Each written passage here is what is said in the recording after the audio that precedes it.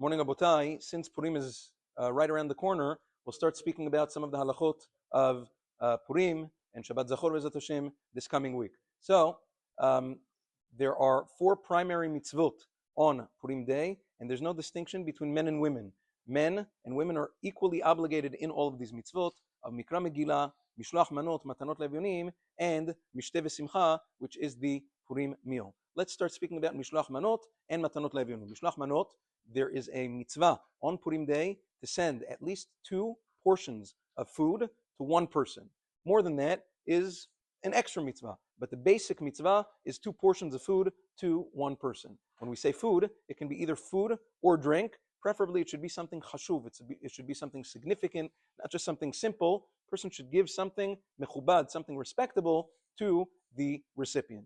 Now, because the primary aspect of this mitzvah is that it should create ahava ve'achva, to create love and friendship in Am Yisrael. If a person sends a mishloach manot anonymous without a name on it, the person who receives it doesn't know who it came from. The person is not yotzei yedei chova.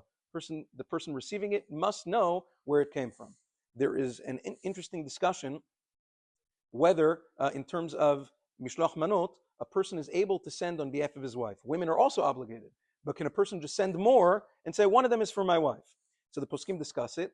La'alacha, Agon Yalkut Yosef rules that a woman should make sure, there's a lot going on in the house, at least one of the mishlochei manot she should deliver on her. Deliver doesn't necessarily mean to go to somebody's house, but she should deliver it to another woman. Men should give mishloach manot to men, and women to women, she should make sure to do at least one. Now, with regards to mishloach manot, you can only be yotzei the mitzvah with food and beverage, not with clothing, not with gifts, not anything else. Davka, food and beverage. Matanot Levyonim is a little bit different. Matanot Levyonim, which is 2 gifts meaning 1 gift to 2 different poor people, which means you have to give 1 to each.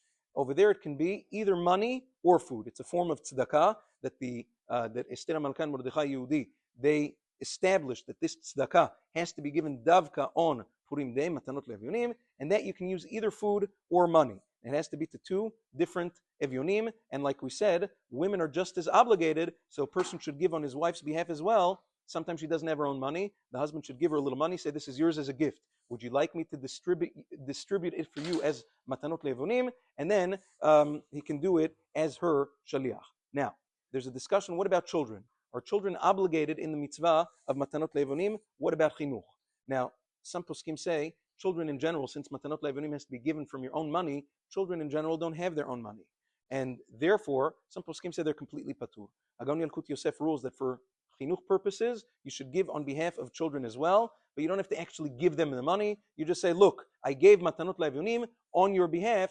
That educates them in the mitzvah of Matanot Levyonim. You have to make sure, sometimes these collections are done before Purim, which is fine. The Gabbai takes it, the Rav takes it, whatever it is. You have to make sure that it's davka distributed on Purim Day to make sure that you mekayim the mitzvah. If you do it before, if you do it after. So, in many situations, a person will not be yotzei the chovah. B'ezrat Hashem will continue with some of these halachot in the coming days. Yom Tov.